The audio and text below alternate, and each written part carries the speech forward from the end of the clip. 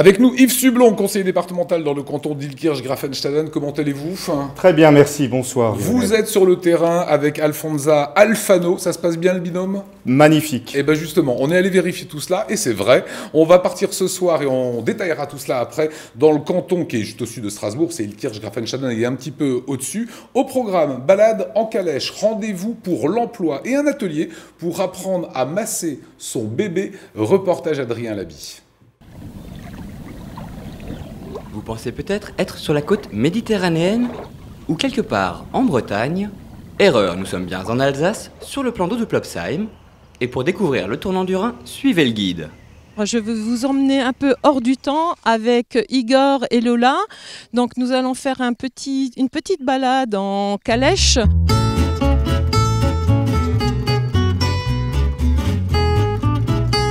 Donc nous nous dirigeons vers les 7 écluses où se trouve une buvette qui est tenue par le Guissonne et qui a été financée par le département. L'association Le Guissonne se charge de l'entretien et de la vie et de l'animation de cet endroit qui est vraiment magnifique. Depuis 2002, les 40 bénévoles de l'association du Guissonne ont pour mission la préservation et la valorisation du patrimoine de Plopsheim. Depuis 7 ans, ils organisent des balades en calèche et en barque pour faire découvrir la zone humide aux curieux. Ce sont également eux qui animent la buvette aux 7 écluses. Ici en été, c'est un peu le Stammtisch de l'époque. Comme il n'y a plus de restaurants dans les villages, c'est surtout un lieu de rencontre qui n'existe plus ailleurs dans l'environnement là. Autre lieu de rencontre, entre demandeurs d'emploi et entreprises cette fois-ci.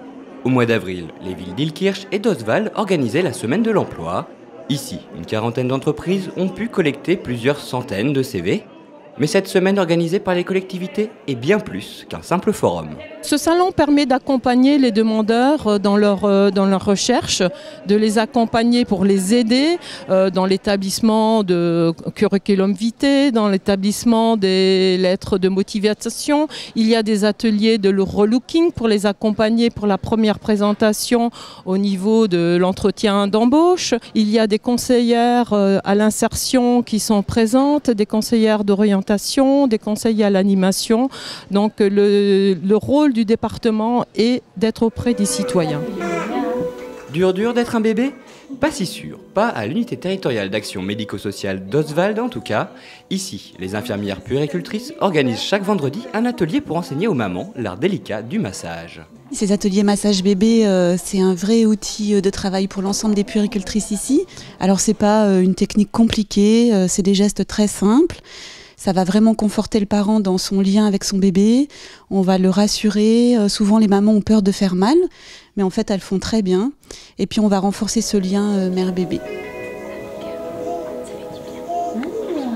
La protection maternelle infantile est une politique obligatoire du département. Son objectif est de contribuer à la promotion de la santé de l'enfant de 0 à 6 ans, du suivi de la femme enceinte et de la famille. Donc il y a des médecins, des puéricultrices présentes dans tout le département, à l'écoute vraiment de tout le monde. Il ne faut vraiment pas hésiter à venir vers ces équipes. C'est un service qui est entièrement pris en charge par le département. C'est vraiment un accompagnement très positif pour les mamans et pour les enfants. De quoi vous donner l'envie de retourner en enfance le temps d'un petit massage. Ah, les bébés, c'est toujours mignon. Hein. Voilà, ça marche toujours bien. Magnifique. On a vu également le département très présent sur ce qu'on appelle le tournant du Rhin, où on a vu l'école de voile notamment, des associations. Pourquoi? Est-ce que c'est une stratégie importante pour vous? Oui, alors déjà premièrement, il s'agit d'une concession que l'État a confiée au département il y a bien longtemps déjà, au début des années 70 et pour une période de 50 ans. C'est une de nos compétences obligatoires, il faut le savoir aussi. Et puis, bien sûr, vous vous en êtes peut-être rendu compte, il s'agit d'un magnifique site qu'il y a lieu de protéger, qu'il y a lieu de valoriser. Juste un petit chiffre, je n'en citerai pas beaucoup ce soir. Dites-moi.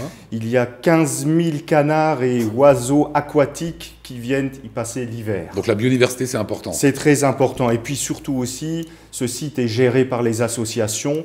On a vu l'association du Guissène, mais il y a également l'UNAP, l'Union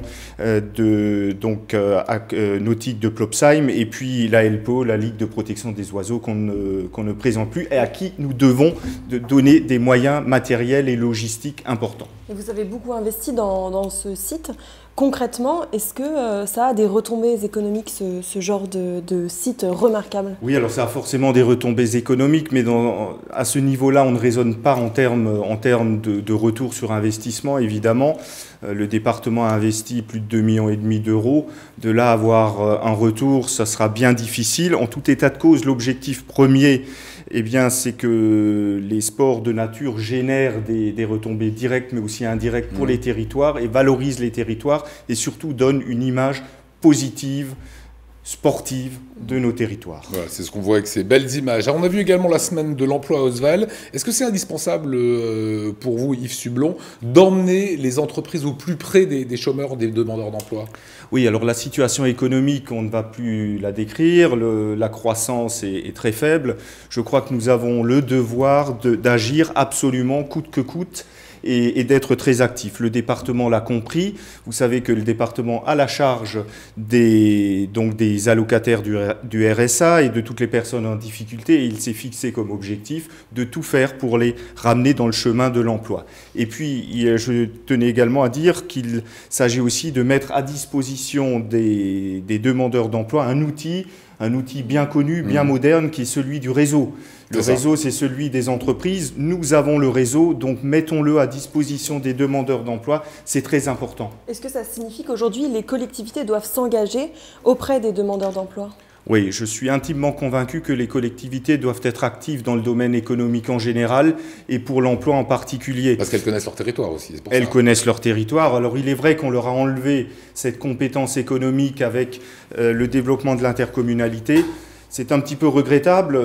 Je me rappelle de l'époque où les maires mouillaient leurs chemises pour aller arracher, pour aller chercher avec les dents, comme on dit, les entreprises, souvent pour les prendre à leurs voisins, dans un but de fiscal, dans un but de récupérer les impôts. Aujourd'hui, je crois que la motivation des élus locaux, ça doit être justement de développer l'activité sur leur territoire et bien sûr de permettre d'avoir des emplois de proximité. Alors, Yves Sublon, je rappelle que vous êtes conseiller départemental dans le canton d'Illkirch-Graffenstaden. Vous êtes également le maire de Échaud ? Je suis également le maire de Échaud, on ne peut rien vous cacher. Voilà, chez vous à Échaud, on construit actuellement une résidence senior avec l'appui du conseil départemental du Bas-Rhin. Il s'agit de quoi ? Voilà, on envoie les images. On voit quelques images. Alors, c'est en chantier actuellement, donc ça ne parle pas tellement. Donc, en fait, c'est une résidence pour seniors qui sont encore en bonne santé, donc qui sont encore valides, évidemment. Il s'agit en fait tout simplement de réaliser des logements privatifs, donc qui varient entre 37 et 47 mètres carrés, si mes souvenirs sont bons, qui sont tout équipés, et avec des espaces de vie collectifs, et puis bien sûr avec des espaces extérieurs. Alors il y a un volet social qui est surtout de maintenir toutes ces personnes dans leur environnement, avec leurs amis, avec leurs connaissances, avec leurs repères, idéalement dans un environnement intergénérationnel. Ce sera le cas à Échaud, puisque cette résidence va trouver sa place dans le cœur d'Échaud, le futur cœur de vie de notre commune. Pour des gens qui ont souvent habité déjà à Échaud, qui peuvent plus entretenir une grande maison, qui ont un petit appartement. Absolument, absolument. Donc, ce que je tenais également à préciser, c'est que ce projet se fait en partenariat avec un bailleur social, le but étant bien évidemment de proposer cette résidence au meilleur prix. Voilà, ça a été un plaisir. Vous étiez très clair et vous nous avez bien éclairé sur les problématiques de votre canton.